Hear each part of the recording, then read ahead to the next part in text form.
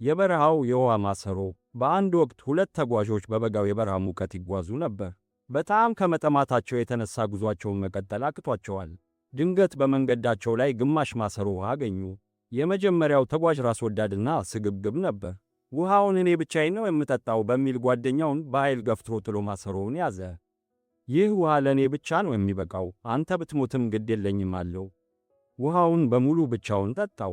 ጓደኛው በጥም እየተሰቃየ እዛው በረሃ ላይ ወደቀ። ራስ ወዳድ ተጓዥ ጉዞውን ቀጠለ።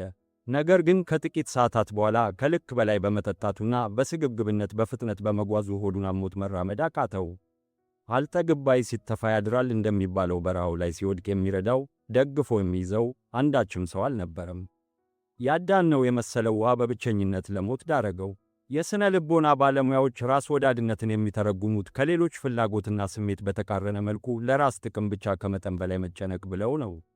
መንስኤዎቹ ምንድን ናቸው? በልጅነት ፍቅር ወይም ቁሳቁስ ያጡ ሰዎች ሲያድጉ ሁሉንም ነገር ለእኔ ብቻ ማከማቸት አባዜ ይዛቸዋል። ያለኝ ነገር ያልቅብኛል፣ እጎዳለሁ የሚል ስነ ልቦናዊ ስጋት ሰዎችን ራስ ወዳድ ያደርጋል። የሌሎችን ስቃይና ስሜት የመረዳት አቅም ማነስ። የራስ ወዳድነት አስከፊ ጉዳቶች።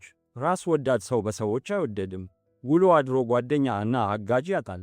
ሁልጊዜ ሰዎች ጥቅሜን ሊነኩብኝ ነው በሚል ጥርጣሬ ስለሚኖር የውስጥ ደህንነት አይሰማውም። ሕይወት በሰዎች ትብብር የምታድግ በመሆኗ ማጋራት የማይችል ሰው ትልልቅ ቦታዎች ላይ አይደርስም።